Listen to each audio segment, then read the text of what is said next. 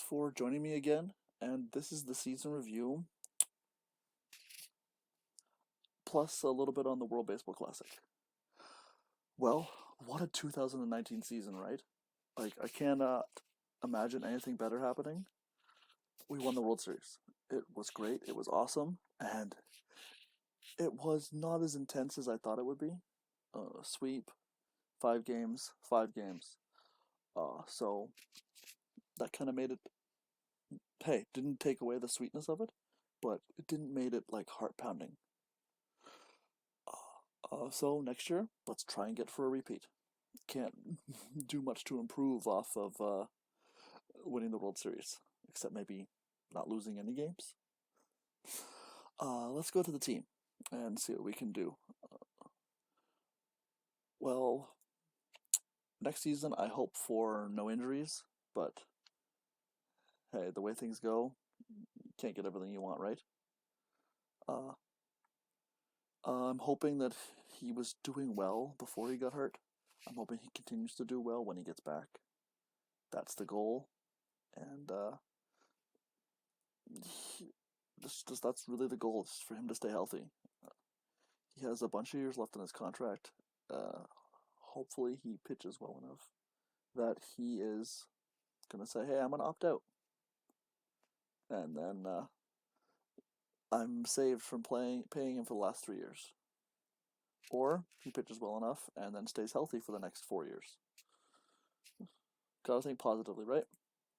I'm really hoping Esteban can continue his upward trend. He pitched very well near the end of the season, and his underlying numbers were great. We're not great. We're way better than they've been in the past couple of years. And Ismael was downright amazing again, and he's earned this contract extension. He really has earned it, and I'm excited to see what he can do for me. Hoping it doesn't hurt, because I did pay him into his late 30s, but I don't think it will. I think it'll be a decent one, and because he's done nothing but pitch well for me since he's joined the team. The bullpen, only one pitcher in the bullpen was not that good, and that was Arturo. And to be fair, most of his not being good was in the starting rotation. Where in the bullpen he was a lot better, except he had a very high walk rate when he was pitching out of the bullpen. So his FIP was very high. His ERA was also pretty high. His record wasn't so good. So, hoping for a bounce back year for him. But everyone else, man, Gene, 205, ERA plus of 217. I had Juan Myers, my former closer, 12-0 with 1 save and a 1 whip. He won the Hoffman Award. Now, his strikeouts were down by a lot, and his walks were up, but he pitched the lowest innings since 2016. So 2 years of super high innings, yeah, that does you. But he only gave up 3 home runs. That's a very big win for me. He only gave up 1. Also a big win for me. So some really positive things happened in the bullpen last year, which led to us going super far in the playoffs. Dave Montgomery did give up 10 home runs, but his stats were better than the year before. Walks were down, home runs were down, strikeouts were up. His ERA was a little higher, and he did pitch less games and less innings, because early on in the season, he wasn't so good. 6 ERA, 4 ERA, but in September, he shut everybody down. And that's what I needed. Steve Neal, on his first year in Colorado, same thing. He had a little bit of issues, but near the end of the season, he was lights out, and in the playoffs, downright awesome. And his K rate was off the charts. Comparing it to last year when he went to Minnesota, it's a lot better. Plus, he only gave up 7 home runs, so he did only give up 6 last year, but in the full season with St. Louis, he gave up 9. So, in all regards, it's really good. Yeah, he might want to be the closer, but I love him in the role, and I'm hoping he can become my setup man again, because that's really where I want him to be. Zach Miller, downright nasty. I left him in the closer role all season.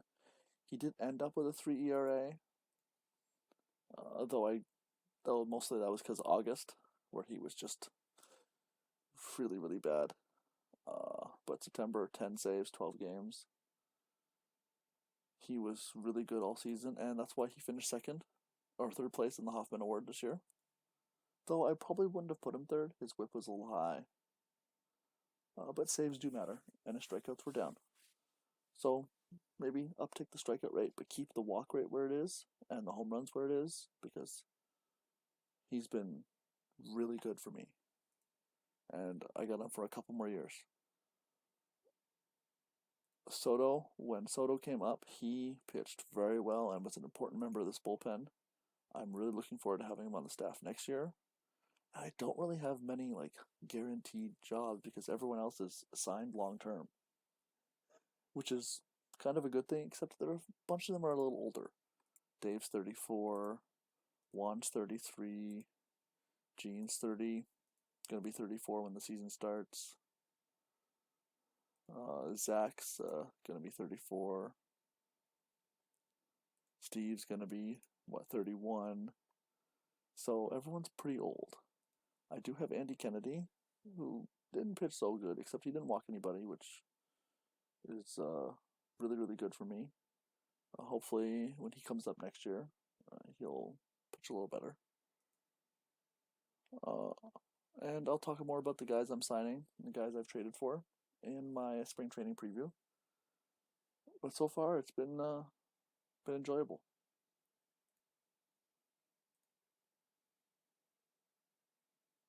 Okay, let's get to my batters. Okay. And off to the batting. So, I had some really good seasons from the hitters this year. And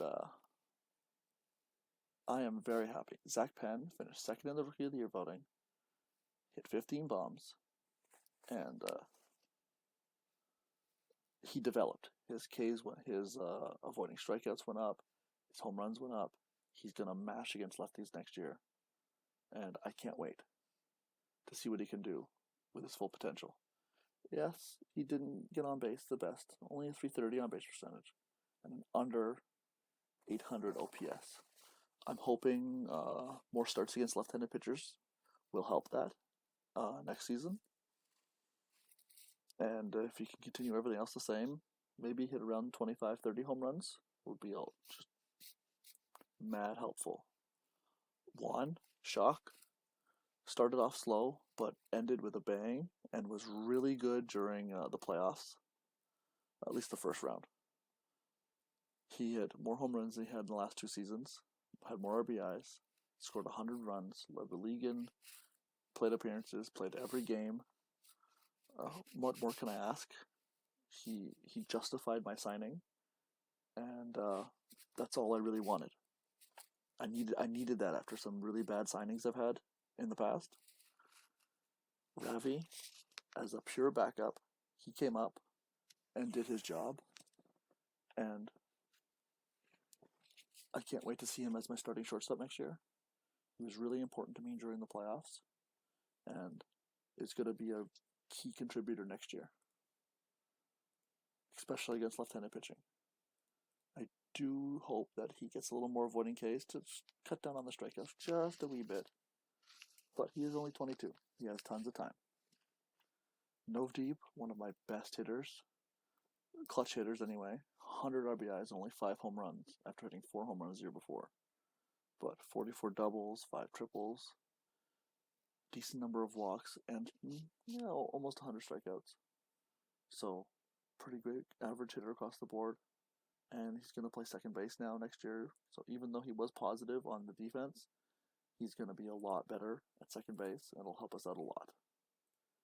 And my best hitter, after being injured for basically the first part of the season, led the league in on-base percentage. Yeah, his slugging was actually lower because he only hit 3 home runs and 1 triple and 24 doubles. But he got on base all the time, almost 100 walks. And I actually might put him in the leadoff spot next year because it was suggested to me during one of the playoff streams why I'm not leading him off, and I really didn't know why. Another season like that, and that's going to be great. I'm so glad he's rounding into his potential. Ken McKay, who was my leadoff hitter for most of the season, which there was a reason for. He was high in the batting average, he's high on base percentage, good OPS. He had over 200 hits, 30 doubles, 16 bombs. Batting number 2 would be fine. And he walked 87 times, so like I'm probably going to listen to that guy and trust my judgment. But another season like that, and we're going right back to the World Series, man. Everyone was clicking, and it was great. Now, I want to talk to you about the Rookie of the Year, Murdoch Furnell. He came to me in the Rule 5 draft, made the team when I didn't think he would, then took over the starting job right away. And boy, he ran away with it. 19 games started every month, and his only bad month was June. It was a really rough month of June. Other than that, everything was great. Good choice for the Rookie of the Year. Almost a 400 on base percentage, 303 average. And he was really good during the playoffs. I'm super excited to have him on my team next year, and I expect a little bit of regression, but hey, you never know. Might not get too much.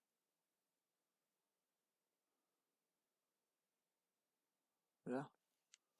So that's about it for my roster. There's a bunch of turnover, as you guys can see. I'll, like I said, go over that during the spring training because this is about a review, right? Okay, let's talk about some prospects. You guys all know Mike Black, who I got in a trade.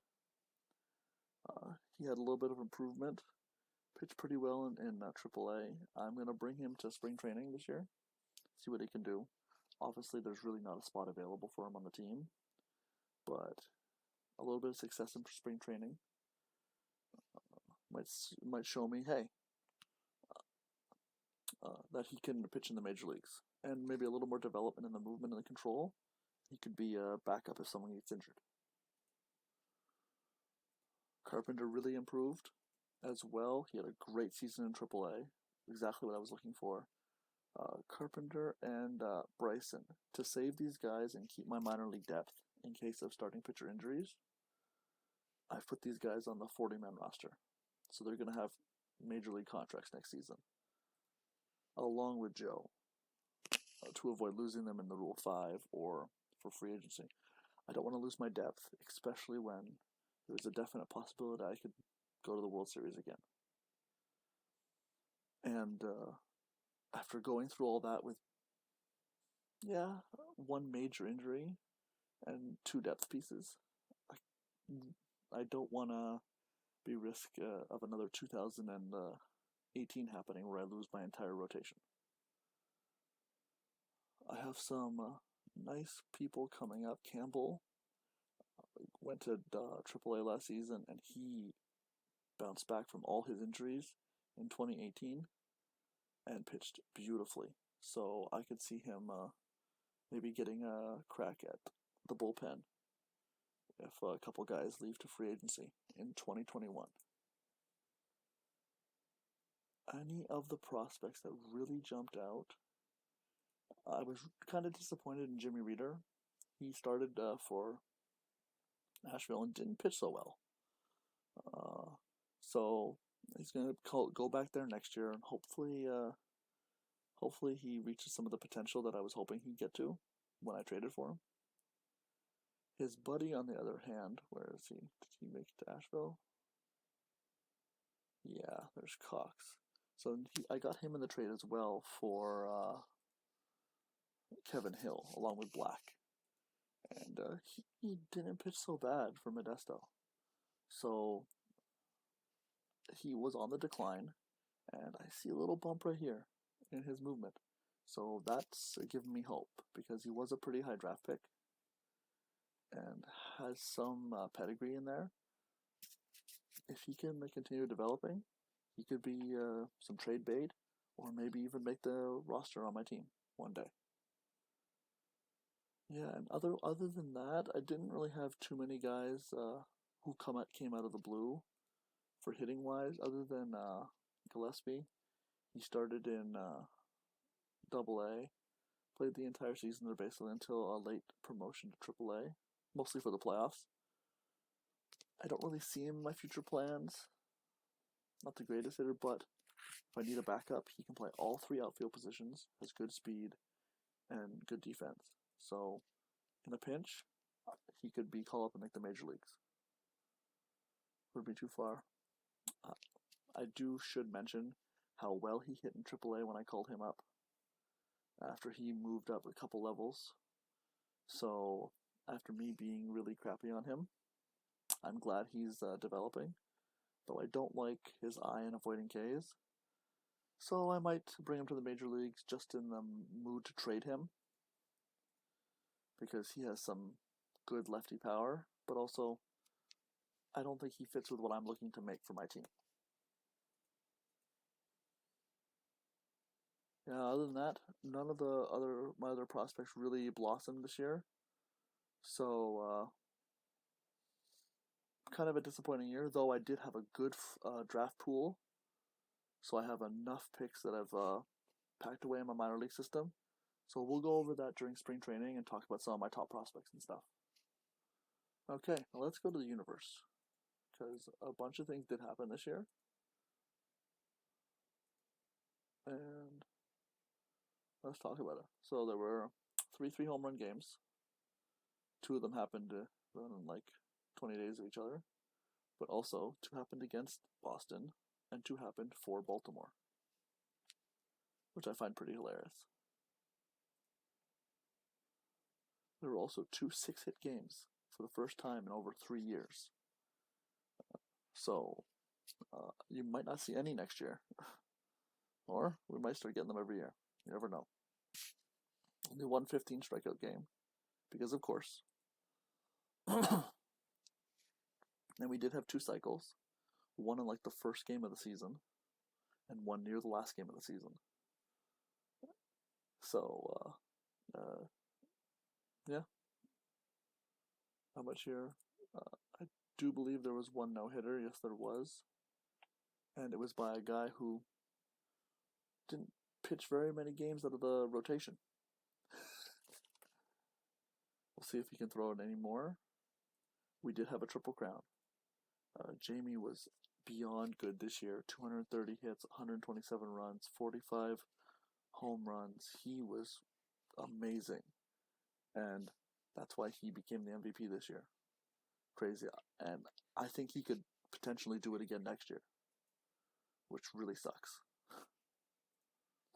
And in the milestone category, there were a bunch of them.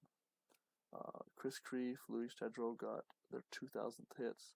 Also, Eric Polk and I cannot pronounce his name, so I'm not going to. He got his on the very last day of the season with a 4-hit game. Really goddamn cool. 2,000 strikeouts for Chris Marshall, who's been working towards that for a while. And there are a bunch of ones coming up as well. Let's see. Murdoch, as you guys all know, former Rocky, is only a few hits away from reaching 3,500. If he didn't get injured, he might have gotten that last season. And we see Philip Garza. A bunch of guys aren't signed. It's still free agency, so we'll see. We may go over this again before the season begins. Murdoch's also 19 home runs away from 550. I'm not sure he'll reach that because he might not be playing every single day in Minnesota next year.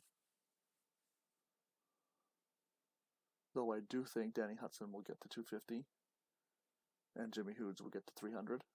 So a bunch of milestones will be completed next year. Let's get to the pitchers. Okay. 3,000 strikeouts is within range. He did have 213 last season, so he could get 3,000 strikeouts, which will give him a big chance at the Hall of Fame. And 200 saves. I could see Chris Holland getting there, though it depends on if he gets signed and if he plays in the major leagues. He'll definitely get to 300 saves, which also gives him a good chance at reaching the Hall of Fame. And yeah, and Zach Miller's going to get his 200th save because, hey, he plays for me. We're going to win more than 19 games. And as I did promise, I'm going to do a little snippet on the World Baseball Classic here, because in my universe, every 3 years we do a World Baseball Classic. Since I started doing these videos, there's been no World Baseball Classic, which was by design so I can get into the rhythm of doing videos about every season before I start adding in other stuff. The World Baseball Classic is one of my favorite things to do in my Out of the Park Baseball universe.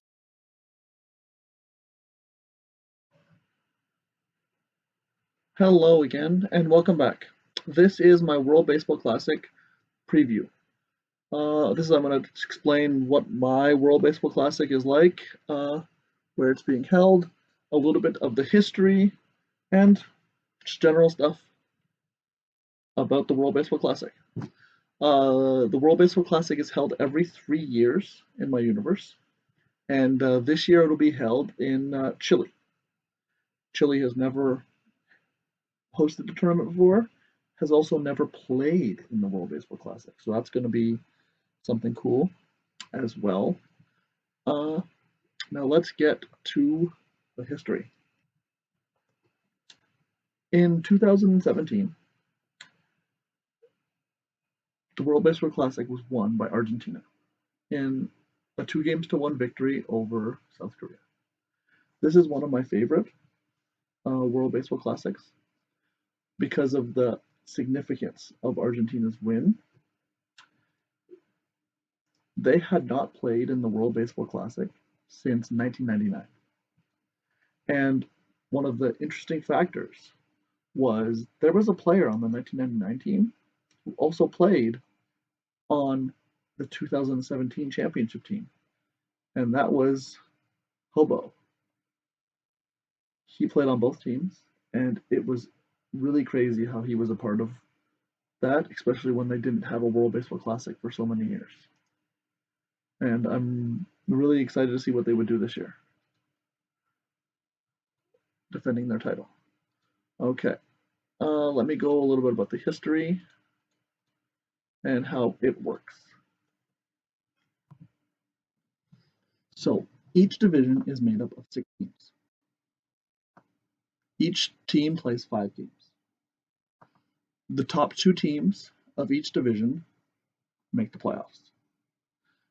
Usually, not every year, there are tiebreakers. The winning team is usually 4-1. First team is usually 4-1 or 5-0. And the tiebreakers for the second place. Occasionally, you get a tiebreaker where both spots in the division are open. And on rare occasions, there are multiple game tiebreakers. So a team would have to play 7 games, which actually happened last year. Multiple teams played 7 games. Other than that, it's pretty straightforward.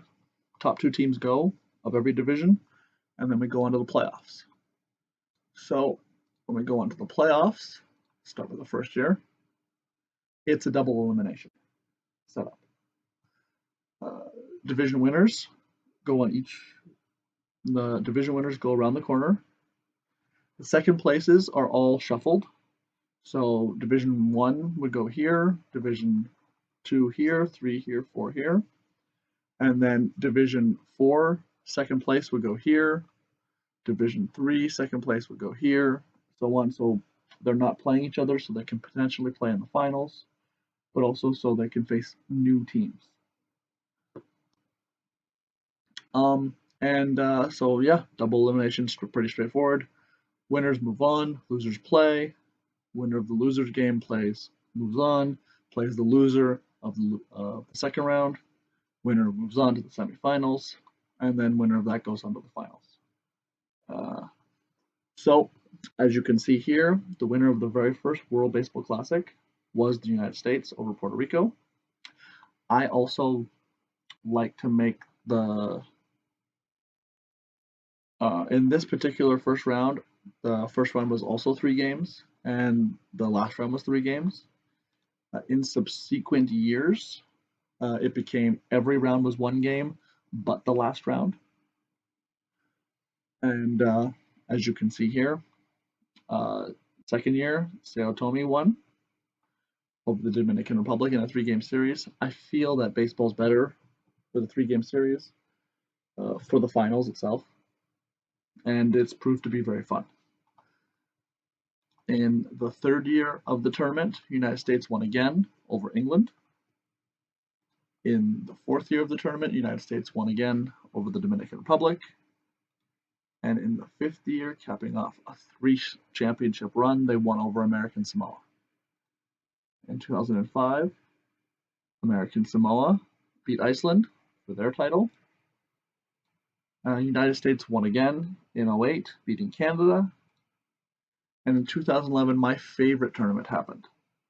The United States just barely made the playoffs.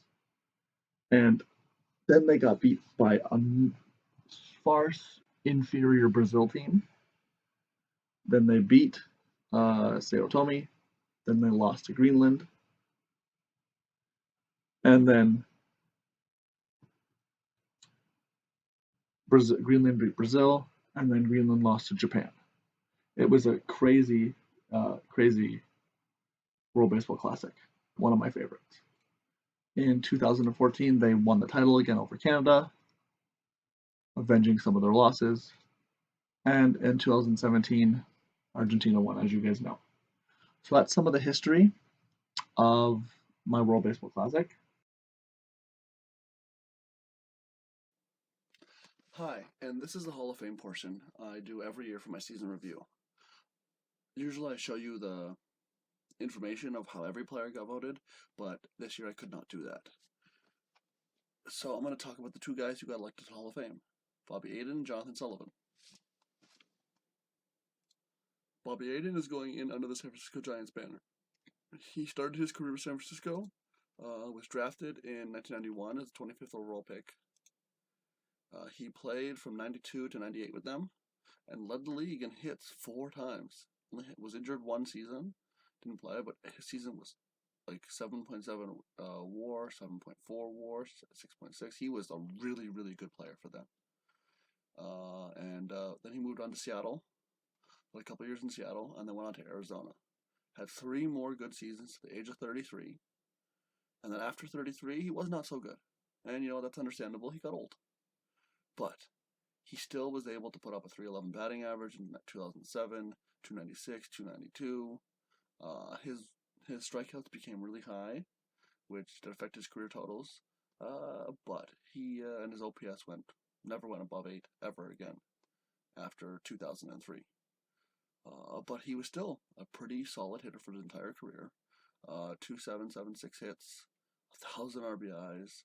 So that's why I kept on voting him for the Hall of Fame. Plus his defense, 2 Gold Gloves right here, back in the 90s, a 94 championship with San Francisco, Division Series MVP, 6-time All-Star, 3-time Silver Slugger. He put up some counting stats and put up some awards. I loved his playoff totals. He had 99 playoff hits in 76 games. And he got his career high playoff hits. Not even in the first couple years with San Francisco, in random year in 06 when he was 36 years old. Yeah, he was 36. That was in that season. He had 296. One of his bad seasons.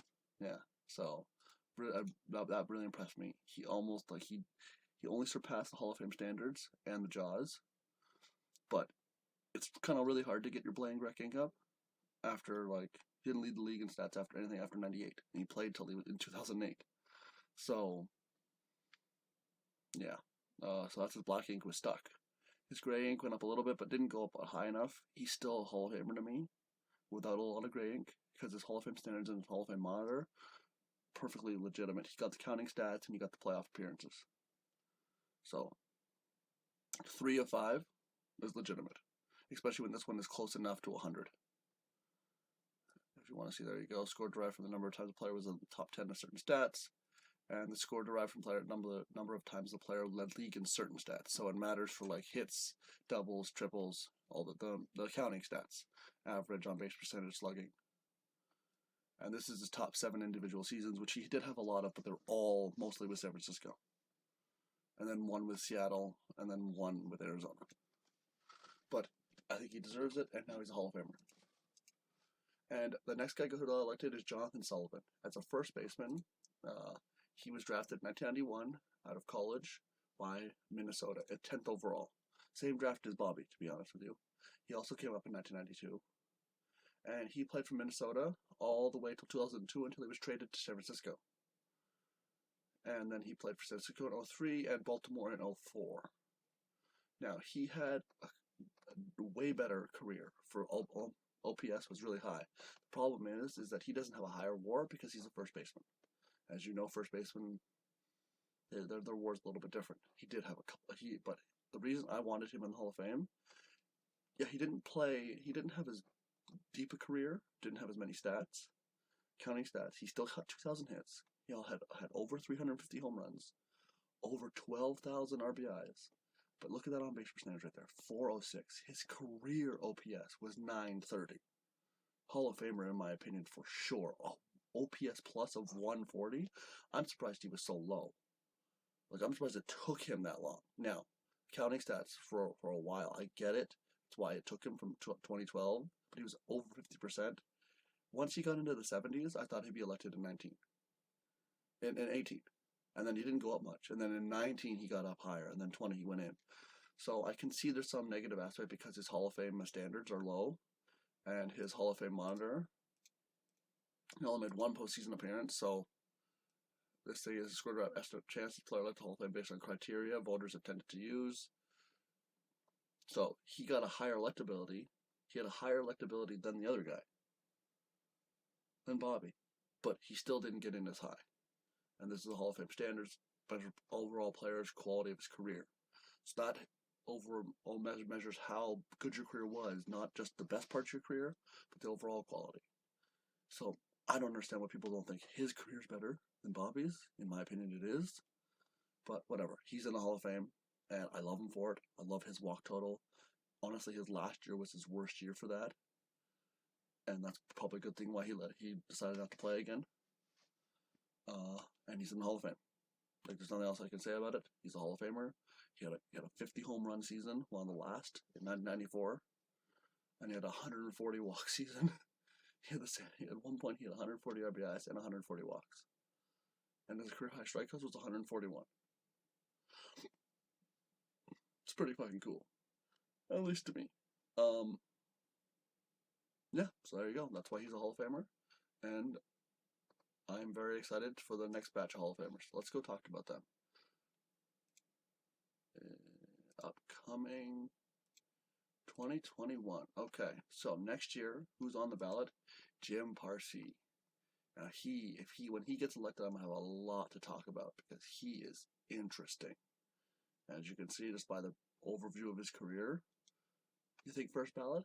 Because I'm thinking first ballot. Luis Fuentes is the next guy. I don't think he's gonna get in. Hall of Fame monitor's kind of low, so that's how the voters are gonna vote. He might get a few votes. He has some nice hits. He played till he was 43, and he played all with the Mets except that one season where he was injured the entire year. So that's a long time to play, especially at a premium position like shortstop, where he played his entire career at short. So that's pretty intense. That is pretty intense.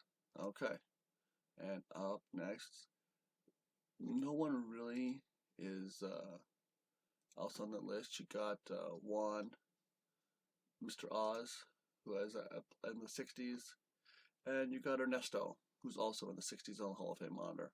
He's going to get some votes, but he's not going to get very far because I'm not going to vote for him.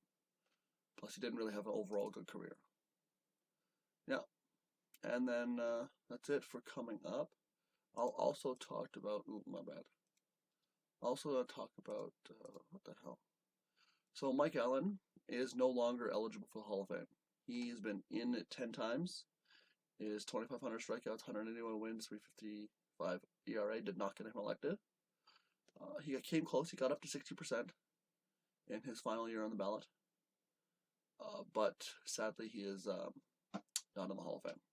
I might do a Veterans Committee sometime down the road and find some players who should be maybe Hall of Famers, and maybe do a vote on the other baseball development boards and see if people will vote for them. Also use Twitter as well.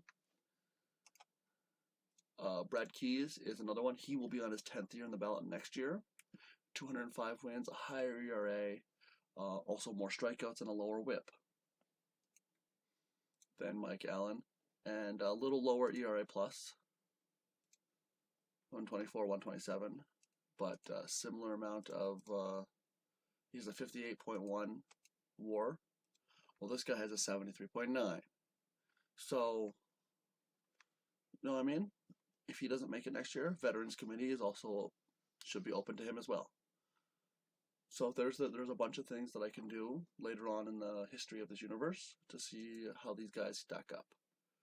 I also, as I should mention, I really believe Jeff Wiggins should have been a Hall of Famer. He was at 79.3%, and some reason the game was going back and forth with him like a yo-yo stick. So the next year he would have been at 80. I manually elected him to the Hall of Fame this year. As you can see, inducted in 2020, Atlanta Braves. Jeff Wiggins was one of the greatest players in Atlanta Braves history. He was drafted in 1983 in the very first draft of the universe of this game at high school. Now, he didn't make the majors till 87.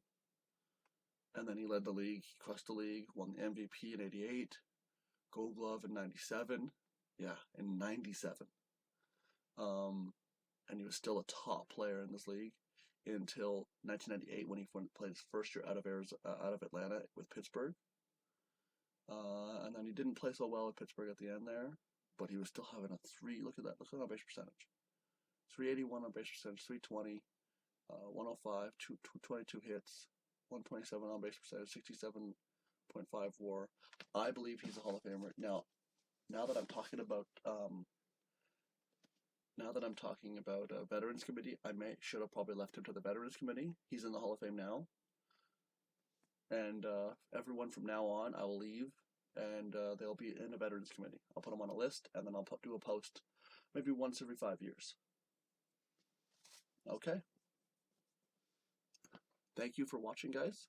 This is my Hall of Fame